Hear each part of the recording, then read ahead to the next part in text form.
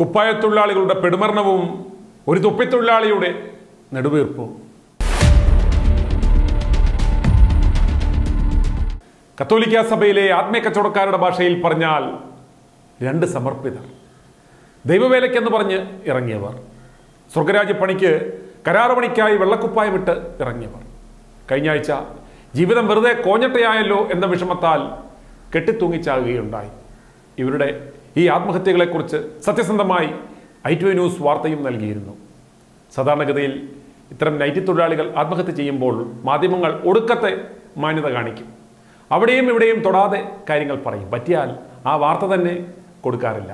അതുപോലെ 13-കാരിയായ പെൺകുഞ്ഞിനെ പീഡിപ്പിച്ച് ഗർഭിണിയാക്കിയ റോബിൻ വടക്കഞ്ചേരിയുടെ FIR-ൽ പ്രതിയുടെ പേര് വെരി റവറൻ റോബിൻ വടക്കഞ്ചേരി എന്നാണ് എഴുതിയിരിക്കുന്നത്. ഇതൊക്കെയാണ് ഈ കൂതാശപ്പണിക്കാരന്മാരുടെ കാര്യത്തിൽ മാധ്യമങ്ങളും പോലീസും ഒക്കെ കാണിക്കുന്ന ഇരട്ടത്താപ്പ്.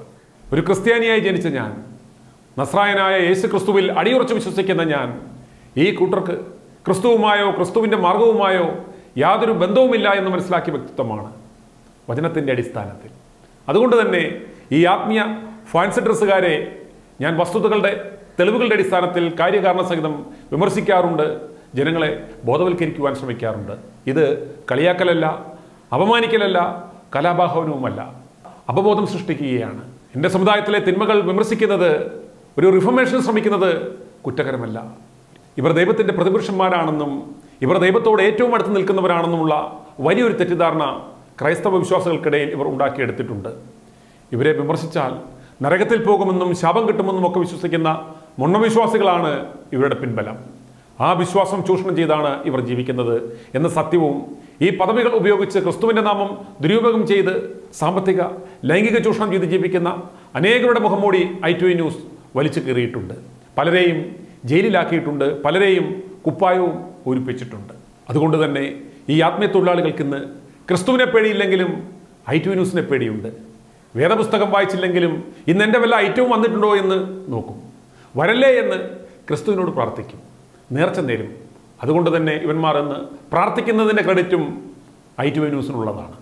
ഞങ്ങളെ തകർക്കുവാൻ ഇവന്മാർ നിരവധി കള്ളക്കേസുകൾ കൊടുത്തിട്ടുണ്ട്, എന്നെ കൊല്ലുവാൻ കൊട്ടേഷൻ കൊടുത്തിട്ടുണ്ട്, അപവാദ പ്രചരണങ്ങൾ നടത്തിയിട്ടുണ്ട്. പക്ഷേ അതൊന്നും വിജയിക്കാതെ പോയതിൻ്റെ കാരണം സത്യം ഞങ്ങളുടെ ഭാഗത്തായതുകൊണ്ടും യഥാർത്ഥ സുവിശേഷ പ്രവർത്തനം നടത്തുന്നത് ഞങ്ങളായതുകൊണ്ടും ക്രിസ്തു ഞങ്ങളെ കാക്കുന്നത് കൊണ്ടും മാത്രമാണ്. ക്രിസ്തു ചാട്ടയെടുത്തതും മോശ പദപ്രയോഗങ്ങൾ നടത്തിയതും ഇവന്മാർക്കെതിരെ മാത്രമാണ് എന്ന് മനസ്സിലാക്കുക. ക്രിസ്തുവിനെ 32-ാം വയസ്സിൽ കൊന്ന് ക്രൂശിൽ തറച്ച പരീശന്മാരുടെയും പൗരോഹിത്യത്തിൻ്റെയും പിൻഗാമികളായ ഇവന്മാർ എന്നെയും കൊല്ലുവാനും ജയിലിലാക്കുവാനും ശ്രമിച്ചുകൊണ്ടിരിക്കുന്നു. ഇത് ഞങ്ങളുടെ നിയോഗമാണെന്ന് മനസ്സിലാക്കുന്നു. അത് തുടരുക തന്നെ ചെയ്യും.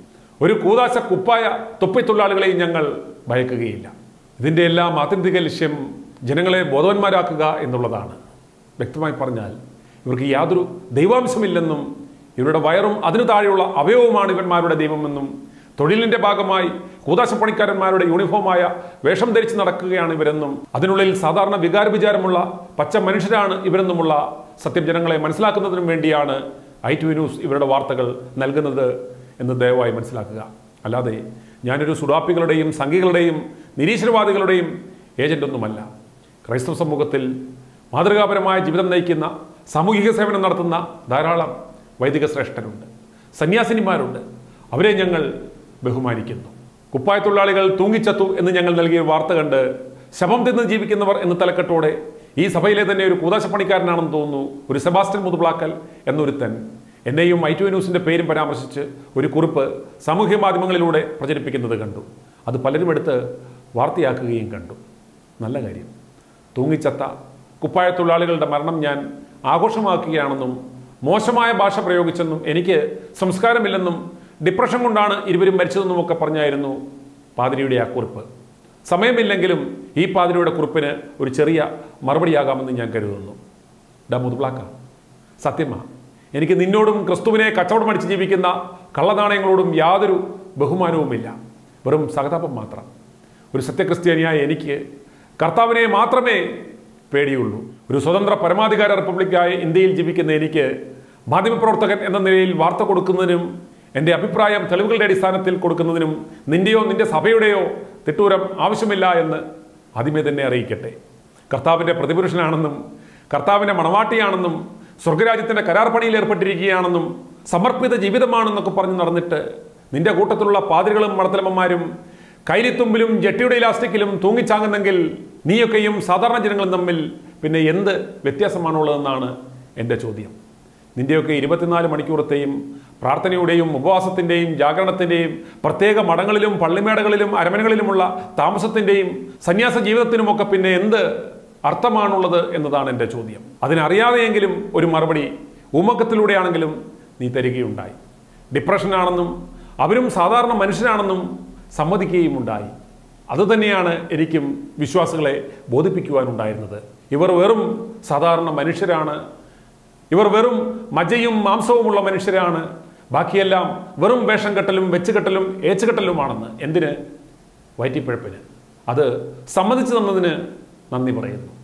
ഈ പച്ചപരമാർത്ഥം നിങ്ങളെക്കൊണ്ട് തന്നെ പറയിപ്പിക്കുന്നതിന് വേണ്ടിയാണ് ഞങ്ങൾ ഈ വാർത്ത കൊടുത്തത്.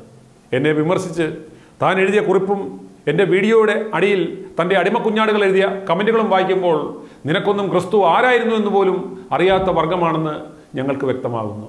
നിന്റെ പൂച്ചാട്ടി സഭാപിതാക്കന്മാരുടെ അംശവടി പറയ്ക്കും എനിക്കെതിരെ കേസ് കൊടുക്കുവാൻ. കാരണം എന്താണെന്ന് അറിയാമോ? അവന്മാർ നടത്തിയ സകലമാന സാമ്പത്തിക ഇടപാടുകളുടെയും ഭൂമി കുംഭകോണങ്ങളുടെയും ആഭാസത്തരങ്ങളുടെയും വിശദ വിവരങ്ങൾ ഞങ്ങളുടെ പക്കലുണ്ട്. മഠത്തിൽ കയറി ഗർഭമുണ്ടാക്കി അതെവിടെയൊക്കെ വളരുന്നുണ്ടെന്നും ആ പ്രസവിച്ച അമ്മമാർ ഇപ്പോൾ എവിടെ ആരുടെ അമ്മയായി ജീവിക്കുന്നു എന്നുമുള്ള വിവരങ്ങൾ ഞങ്ങൾ നൽകാം. 70 വയസ്സുകാരിയായ വയോധികയോട് ഫോണിൽ വിളിച്ച് സംസാരിച്ച് സ്വയംഭോഗം ചെയ്തിരുന്ന നിന്റെ സഭയിലെ ഇപ്പോൾ ജർമ്മനിയിൽ ധ്യാനക്കുറുക്കനായി വാഴുന്നവൻ്റെ വിശദ വിവരങ്ങളും ആ വയോധികയുടെ വിശദീകരണവും ഞങ്ങൾ നൽകാം. മഠത്തിലെ കാമകളികളെക്കുറിച്ച് ലെസ്ബീനുകളായ മദർ സുപ്പീരിയർമാരെക്കുറിച്ചും പുസ്തകം അച്ചടിച്ചിറക്കി DC ബുക്സ് ഇപ്പം ചൂടപ്പം പോലെ വിട്ടുകൊണ്ടിരിക്കുന്നത് ITV ന്യൂസ് പറഞ്ഞ കഥകളല്ല. നിന്റെയും നിന്റെ പാതിരിമാരും അളിഞ്ഞ ബിഷപ്പന്മാരും പാതിരാത്രിയിൽ ജട്ടി ഉരുവാൻ ചെന്ന അനുഭവങ്ങൾ മഠത്തിലമ്മമാർ പറഞ്ഞ അനുഭവങ്ങളാണ്. മുതുവിളാക്ക 13കാരിയെ പിഴപ്പിച്ച് ഗർഭിണിയാക്കി അവളെ പ്രസവിപ്പിച്ച റോബിൻ വടക്കഞ്ചേരി നിന്റെ സഭയിലെ ഒരു പാതിരിയായിരുന്നില്ലേ? മഠത്തിൽ കയറി 13 പ്രാവശ്യം കൂതാശിച്ചു എന്ന് കോടതിയിൽ സത്യവാങ്മൂലം നൽകിയത് നിന്റെ സഭയിലെ ബിഷപ്പ് ഫ്രാങ്കോ ആയിരുന്നില്ലേ? പാതിരിമാരുടെ കടുത്ത കൂതാശ കൊണ്ട് കന്യാജന്മം നഷ്ടപ്പെട്ടത് മനസ്സിലാകാതിരിക്കുവാൻ സിസ്റ്റർ അഭയ കേസിലെ പ്രതിയായ സഫി കൃത്രിമ കന്യാജന്മം വെച്ചുപിടിപ്പിക്കുവാൻ ഹൈമിനോപ്ലാസ്റ്റി നടത്തിയെന്ന് ആലപ്പുഴ മെഡിക്കൽ കോളേജിലെ ഫോറൻസിക് സർജനായിരുന്ന ഡോക്ടർ രമ്യയുടെ റിപ്പോർട്ട് CBI കോടതിയിൽ സമർപ്പിച്ചത് നീ കണ്ടില്ലായിരുന്നു. മുസ്ലിം സ്ത്രീയിൽ കുഞ്ഞുണ്ടായ ഉപ്പുപ്പ ബിഷപ്പിനെ നിനക്കറിയാമോ? കഴിഞ്ഞ 30 കൊല്ലത്തിനിടയ്ക്ക് നിന്റെയൊക്കെ മഠത്തിലെ കിണറുകളിൽ 40-ലധികം മഠത്തിലമ്മമാർ ചത്തുപോങ്ങിയത് ഡിപ്രഷൻ കൊണ്ടാണ്. അങ്ങനെയെങ്കിൽ നിന്റെയൊക്കെ ഈ പ്രാർത്ഥനകൾ കൊണ്ടും കൂതാശ പരിപാടികൾ കൊണ്ടും എന്ത് പ്രയോജനമാണ് ഉള്ളതെന്നാണ് എൻ്റെ ചോദ്യം. നിനക്കൊക്കെ എന്ത് മാതൃകയാണ് വിശ്വാസികൾക്ക് നൽകുവാൻ സാധിക്കുന്നത്? നിന്റെയൊക്കെ കുപ്പായവും ഊരി കൊന്നപ്പത്തലിന് നിന്റെയൊക്കെ ചന്തയടിച്ച് പൊളിക്കുകയല്ലേ വേണ്ടത്? ഞാൻ ഈ പറഞ്ഞ കാര്യങ്ങൾക്കും എൻ്റെ ഈ ചോദ്യങ്ങൾക്കും മറുപടി പറയുവാൻ പ്രാപ്തിയുള്ള ഏതെങ്കിലും ഒരു കുപ്പായ കൂതാശ തൊപ്പിത്തൊഴിലാളി ഉണ്ടെങ്കിൽ, അവൻ്റെ അംശവടിക്ക് ഉറപ്പുണ്ടെങ്കിൽ അവരെ ഞാൻ വെല്ലുവിളിക്കുകയാണ്. എനിക്ക് ഇത്രയും വിശദീകരണം നൽകുവാൻ കഴിഞ്ഞത് നീ ഒരു കുറിപ്പിറക്കിയതുകൊണ്ട് മാത്രമാണ്. അതുകൊണ്ട് മുതുവിളാക്ക, നീ ഇനിയും തുടരെ ഇത്തരം കുറിപ്പുകൾ ഇറക്കണം. എന്നാലേ ജനങ്ങൾക്ക് കാര്യങ്ങൾ ബോധ്യമാകൂ. അതുപോലെ ശവം തീനി എന്ന പദപ്രയോഗത്തോട് ഒരു ശവമടക്ക് നടത്തി അതിന് കണക്ക് പറഞ്ഞ് മരണവീട്ടിൽ നിന്ന് കാശ് മേടിക്കുന്ന, ശവമടക്ക് നടത്തി അതിൻ്റെ തച്ചു മാത്രമല്ല 3ഉം 5ഉം 7ഉം 13ഉം 40ഉം 41 ദിവസം മാത്രമല്ല ആണ്ട് കുർബാനയ്ക്ക് വരെ കാശ് മേടിക്കുന്ന, മരണാസന്നനായി കിടക്കുന്നവന് തൈലാഭിഷേകം വരെ നടത്തി അതിനും കണക്ക് പറഞ്ഞ് കാശ് മേടിക്കുന്ന നീയും നിന്റെ വർഗവുമാണോ അതോ സത്യം മാത്രം വിളിച്ചു പറയുന്ന ITV സുനിലാണോ ശവം തീനി? ആലോചിച്ച് നീ സ്വയം ഉത്തരം പറഞ്ഞാൽ മതി. നിനക്കൊഴികെ ബാക്കി എല്ലാവർക്കും ആ സത്യം അറിയാം. i2i News, an eye for truth. i2i News subscribe ചെയ്തിട്ടില്ലാത്തവർ ഇപ്പോൾ തന്നെ സബ്സ്ക്രൈബ് ചെയ്യുക. നോട്ടിഫിക്കേഷൻ ലഭിക്കുവാൻ ബെൽ ബട്ടണും അമർത്തുക.